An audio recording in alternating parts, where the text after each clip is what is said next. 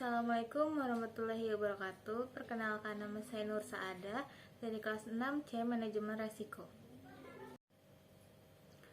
Di sini saya akan membahas tentang resiko kredit. Bank syariah akan selalu berhadapan dengan berbagai jenis resiko dengan kompleksitas beragam dan melekat pada kegiatan usahanya. Resiko dalam konteks perbankan merupakan suatu kejadian potensial baik dapat diperkirakan maupun yang tidak dapat diperkirakan yang berdampak negatif terhadap pendapatan dan permodalan bank.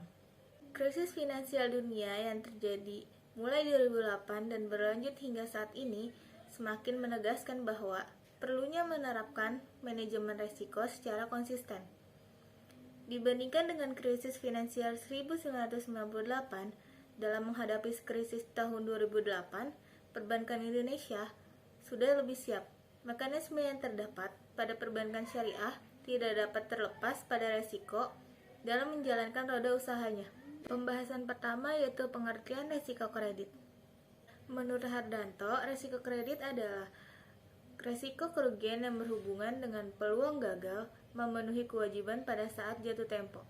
Dengan kata lain, resiko kredit adalah resiko karena peminjam tidak mampu membayar kembali hutangnya.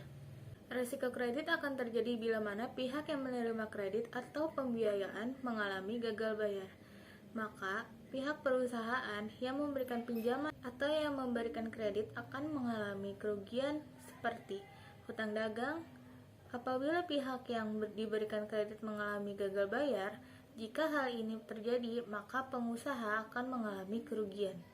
Resiko kredit dapat bersumber dari berbagai aktivitas fungsional bank, seperti aktivitas perkreditan dan aktivitas treasury.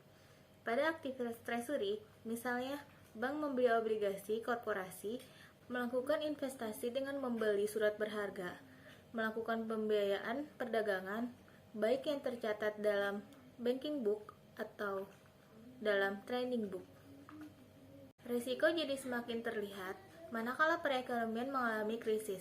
Kelesuan ekonomi akan berdampak langsung pada menurunnya omset penjualan perusahaan, sehingga perusahaan akan mengalami kesulitan untuk dapat memenuhi kewajiban untuk membayar utangnya.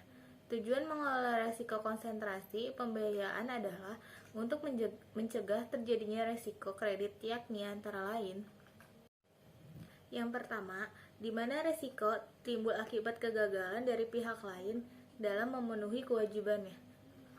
Yang kedua, risiko kredit dapat terjadi pada aktivitas pembiayaan, treasury dan investasi, pembiayaan dan perdagangan. Dan yang ketiga, kegagalan nasabah untuk membayar kembali murabahah installment. Yang keempat, kegagalan nasabah untuk membayar repayment schedule ijaroh. Yang kelima yaitu kegagalan nasabah untuk membayar kembali repayment schedule istisna. Yang keenam, kegagalan klien untuk mengirimkan komoditi yang sudah dibeli atau saham. Yang ketujuh, ketidakjujuran mudharib dalam laporan tentang usahanya. Selanjutnya ada karakteristik risiko kredit. Bagi bank syariah, kegiatan usaha penyalur kredit digantikan dengan kegiatan jual beli, sewa, investasi, dan partnership.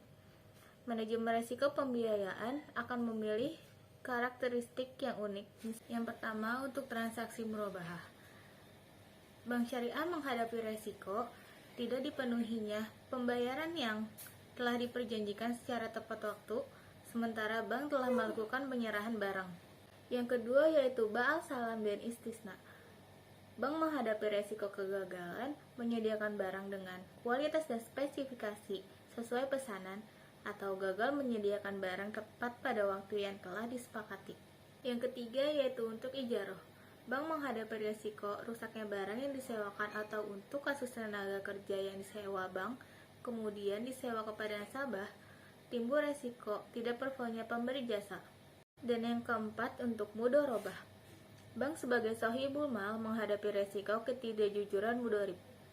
Karakteristik dari mudharabah adalah bahwa bank tidak dimungkinkan untuk terlibat dalam manajemen usaha mudharib, yang mengakibatkan bank memiliki kesulitan tersendiri dalam asesmen maupun kontrol terhadap pembiayaan yang diberikan. Teknik yang digunakan oleh bank syariah untuk memitigasi resiko kredit mirip dengan yang digunakan oleh bank konvensional. Namun, dengan tidak adanya lembaga pemerikat kredit, bank bergantung pada rekam jejak klien dengan bank dan mengumpulkan informasi tentang kelayakan kredit klien melalui sumber informal dan jaringan lokal seperti memeriksa profil pelanggan, tempat kerja, alamat, terakhir gaji dibayar bulan, dan lain-lain. Karakteristik unik dari instrumen keuangan yang ditawarkan oleh bank syariah menghasilkan risiko kredit khusus. Oleh karena itu, ada jenis risiko kredit tertentu yang terkait dengan bank syariah yang didefinisikan sebagai risiko kredit, tetapi berbeda dengan penerapannya sesuai dengan perbedaan antara bank konvensional dan produk kredit bank syariah. Selanjutnya ada salah satu contoh penyebab kredit gagal. Yang pertama yaitu ada faktor internal, adanya self-dealing atau tindak kecurangan dari aparat pengelola kredit. Faktor eksternalnya, kegiatan perekonomian makro atau kebijakan pemerintah yang di luar jangkauan bank diperkirakan. Yang kedua, faktor internal, minimnya pengetahuan para pengelola kredit. Faktor eksternalnya, adanya bencana alam dan kejadian di luar dugaan. Yang ketiga, faktor internal, kurang baiknya manajemen sistem informasi yang dibangun pada bank yang bersangkutan. Faktor eksternalnya yaitu adanya tekanan dari berbagai kekuatan politik di luar bank sehingga menimbulkan kompromi terhadap prinsip-prinsip kredit yang sehat. Yang keempat, dari faktor internal, tidak adanya kebijakan yang baik pada bank yang bersangkutan. Faktor eksternalnya yaitu adanya kesulitan atau kegagalan dalam proses likuidasi dan perjanjian kredit yang telah disepakati. Yang kelima, dari faktor internal, lemahnya organisasi dan manajemen dari bank yang bersangkutan. Faktor eksternalnya, adanya persaingan cukup tajam di antara perbankan dalam hal perkreditan. Untuk meminimalkan kemungkinan terjadinya kerugian pembiayaan, diperlukan teknik sebagai berikut. Yang pertama, ada model pemeringkatan untuk pembiayaan perorangan. Yang kedua, manajemen portofolio pembiayaan. Yang ketiga, ada agunan. Yang keempat, pengawas arus kas. Yang kelima, manajemen pemulihan. Yang keenam, ada asuransi. Pembiayaan yang diberikan oleh bank syariah memiliki skema yang beraneka ragam, dengan akad yang sudah ditentukan dan harus dipahami oleh kedua belah pihak. Apabila kredit dari bank konvensional berdasarkan konsep bunga, akan tetapi pembiayaan yang diberikan oleh bank syariah berdasarkan pada syariah Islam yang menganggap sistem bunga adalah haram. Akad setiap pembiayaan syariah menjadi pedoman untuk melaksanakan kegiatan usahanya menjadi lebih syariah. Risiko kredit dapat dilihat pada tingkat kredit macet yang diukur dengan non-performing loan atau NPL. Untuk bank syariah disebut non-performing financing atau NPF. NPL menunjukkan kemampuan kolektibilitas dalam mengumpulkan kembali kredit yang diberikan oleh bank.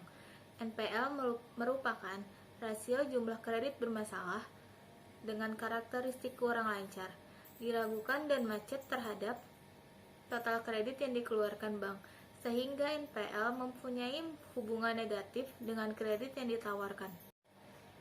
Bank Indonesia menyatakan bahwa kredit yang bermasalah dikelompokkan menjadi aset produktif yang masih diragukan kolektabilitasnya secara eksplisit. Oleh karena itu, bank diharapkan selalu menjaga kolektabilitas aset produktifnya maksimal 5% atau sebaiknya selalu di bawah 5%.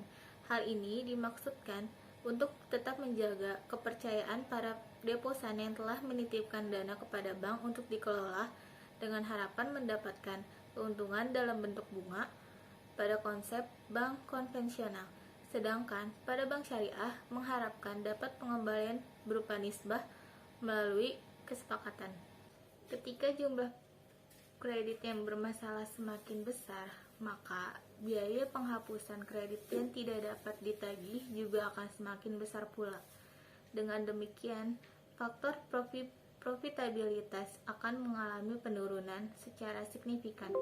Return on asset atau ROA, yang merupakan salah satu tolak ukur profitabilitas, akan mengalami penurunan karena ROA merupakan aset yang signifikan bagi kelanjutan sebuah bank. Yang selanjutnya ada jenis-jenis resiko kredit. Resiko kredit berdasarkan counterparty. Yang pertama, resiko kredit pemerintah. Terkait dengan pemerintah, suatu negara yang tidak mampu untuk membayar produk dan bunga pinjamannya pada saat jatuh tempo. Yang kedua, resiko kredit korporat adalah resiko gagal kredit bayar dari perusahaan yang menerbitkan surat utang, gagal bayar dari perusahaan yang telah memperoleh kredit, serta gagal bayar dari perusahaan yang telah memperoleh penyertaan modal. Yang ketiga yaitu resiko kredit konsumen, adalah resiko kredit yang terkait dengan ketidakmampuan debitur perorangan dalam menyelesaikan pembayaran kreditnya.